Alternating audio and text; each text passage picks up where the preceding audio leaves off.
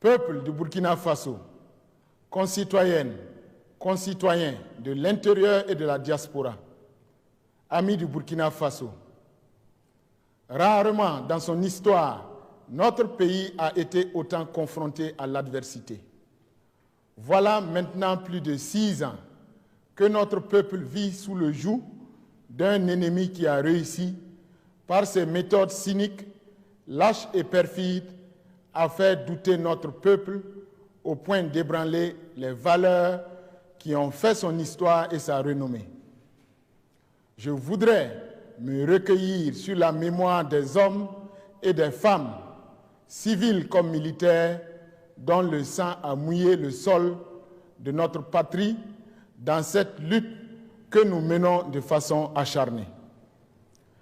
J'ai également une pensée pour tous les blessés qui luttent encore aujourd'hui pour retrouver la plénitude de leurs aptitudes. Aux familles de ces victimes, j'adresse toute ma compassion et tout mon soutien.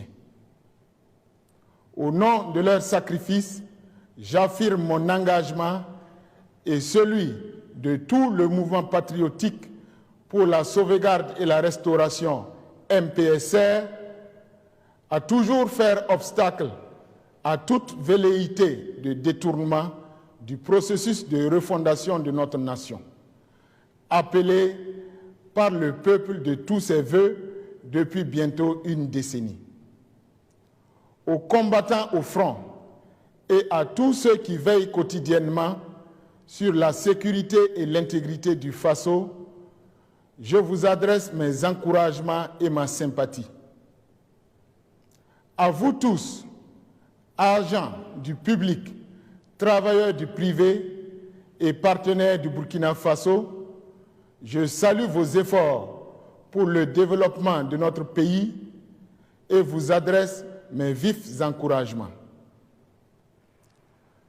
Chers compatriotes, l'avènement du MPSR a été imposé par le cours des événements dans notre pays. Fragilisé par tant d'événements et assailli de toutes parts par des groupes armés radicaux. La gravité de l'heure a imposé à notre armée une attitude que lui impose son devoir. Ainsi, les différentes composantes de notre armée nationale, dans une démarche consensuelle, ont décidé d'indiquer la voie pour la restauration de l'intégrité de notre Burkina Faso et la sauvegarde des acquis de notre peuple chèrement acquis. J'ai pris conscience, avec toutes les franges de notre armée, de l'ampleur des responsabilités qui sont miennes et de la profondeur des exigences de notre peuple, qui ne demande qu'à vivre et s'épanouir dans la quiétude. Peuple du Burkina Faso, notre ambition n'est autre que de fédérer l'ensemble des énergies de notre pays pour jeter les bases d'un Burkina Faso nouveau, débarrassé des oripeaux d'une gestion politique aux antipodes des nouvelles aspirations de notre peuple.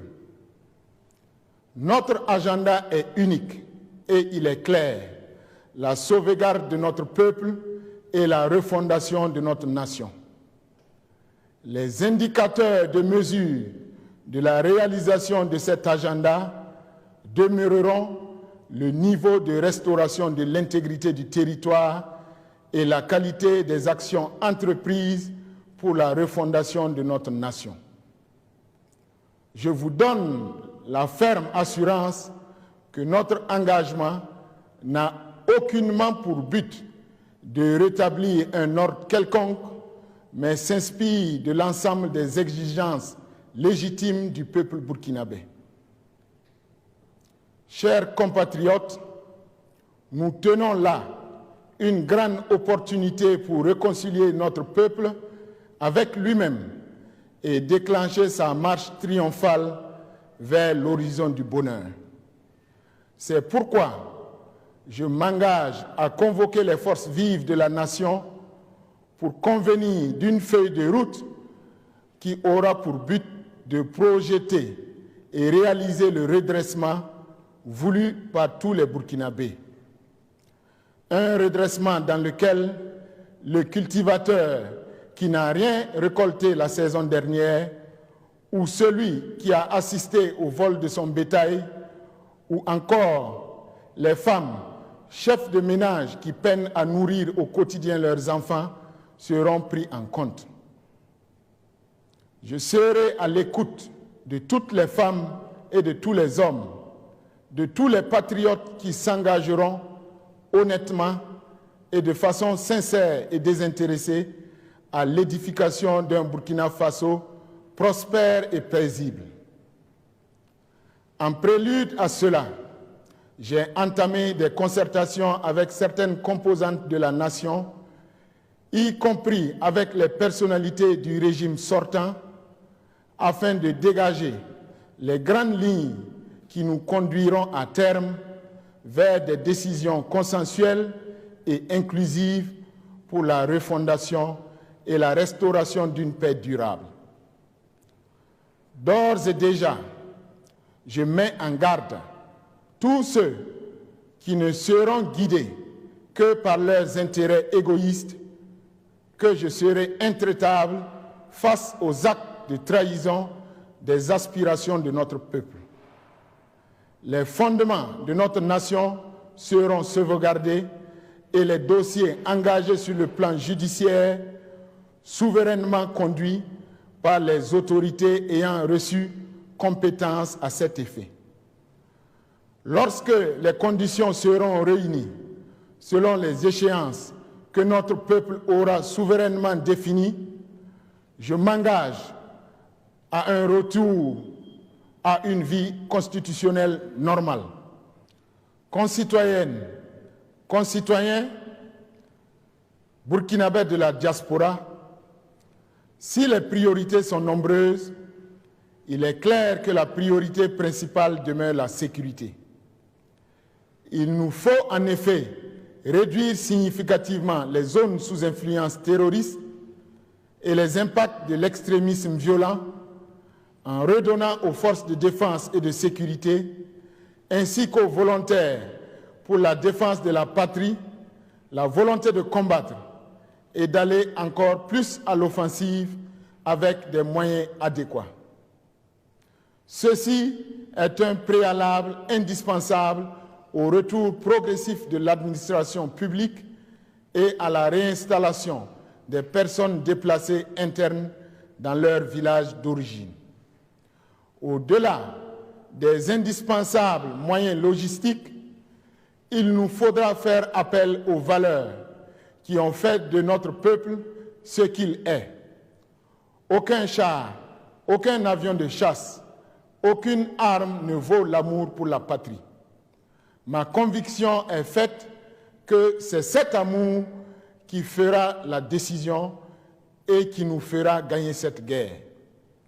J'appelle toutes les composantes des forces de défense et de sécurité et les volontaires pour la défense de la patrie à se mettre en ordre de marche pour la reconquête de notre territoire.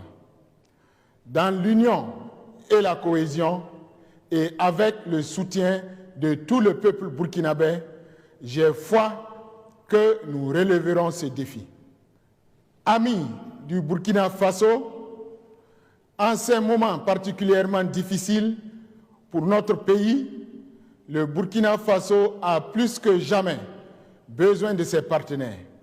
C'est pourquoi j'appelle la communauté internationale à accompagner notre pays afin qu'il puisse sortir le plus rapidement possible de cette crise pour reprendre sa marche vers le développement. Je sais comprendre les doutes légitimes suscités par cette rupture dans la marche normale de l'État. Mais je voudrais rassurer l'ensemble des amis du Burkina Faso que le pays continuera de respecter ses engagements internationaux, notamment en ce qui concerne le respect des droits de l'homme. De même, le fonctionnement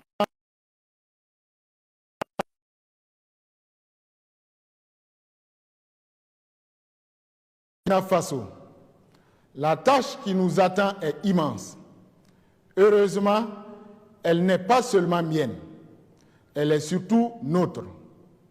Elle nécessitera de nous de gros efforts individuels et collectifs et certainement des sacrifices. Elle exigera que chacun d'entre nous mette de côté ses intérêts personnels pour laisser place à l'intérêt de tous. Elle impliquera immanquablement une amélioration de la gouvernance sur tous les plans. Elle demandera de chaque Burkinabé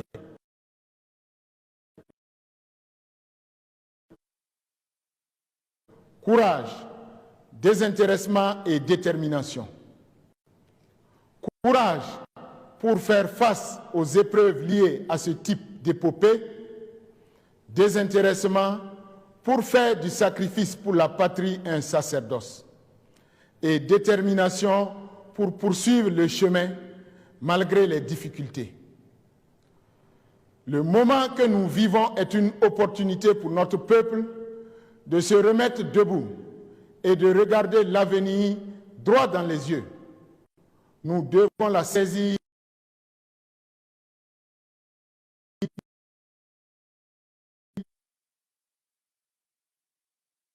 un défi historique de notre époque et nous n'avons pas le droit de faillir.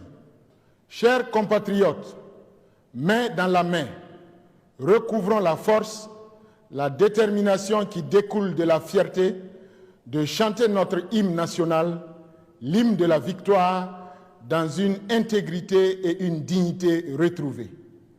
Vive le Burkina Faso, que Dieu bénisse notre nation, la patrie ou la mort, nous vaincrons.